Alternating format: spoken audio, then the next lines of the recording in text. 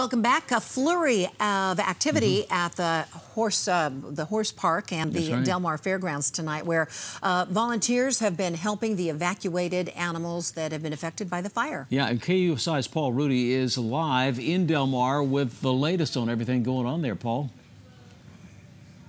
I'll tell you what, it's actually two different stories. There's the story that's going on over my shoulder as supplies continue to pour in, horses continue to check in here at the fairgrounds.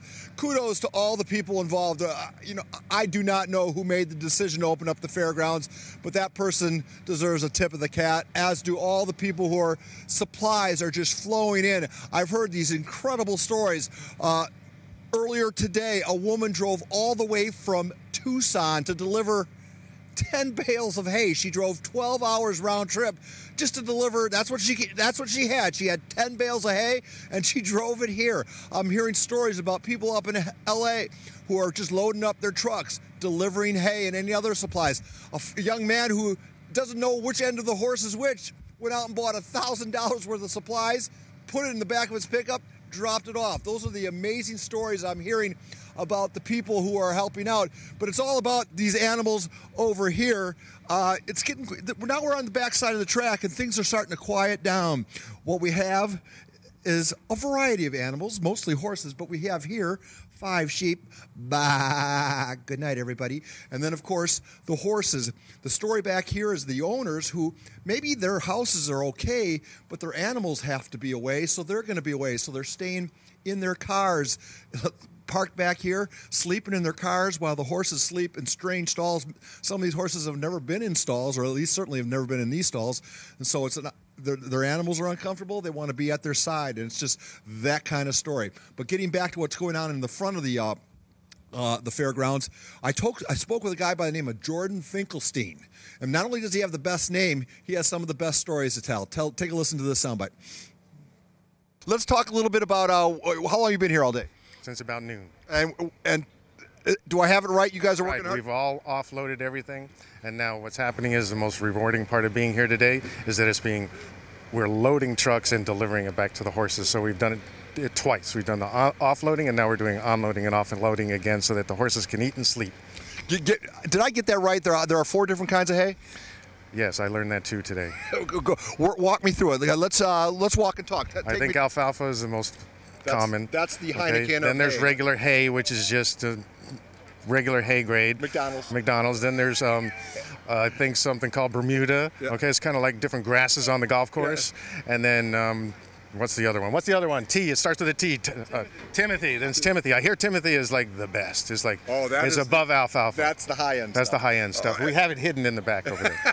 And so this is the first lull. I've been here since about 4:30. This is the first lull. You guys are enjoying the rest. Right. It's slowed down a little bit, but it's giving us the opportunity to deliver it back to the stables. And how long are you going to stay here till? Until traffic dies down or until I get too tired. Right. So I passed too tired a little while ago, so maybe 9, 10 o'clock, as long as it takes. So that's the story that's going on out front. And now, as we are back here in the stables, it's all about these horses. It's a cool thing. There's a lot of vets just roaming from stall to stall, trying to help out where they can. Owners are hanging out. Volunteers are here to calm the animals and, of course, keep them walked and fed and watered.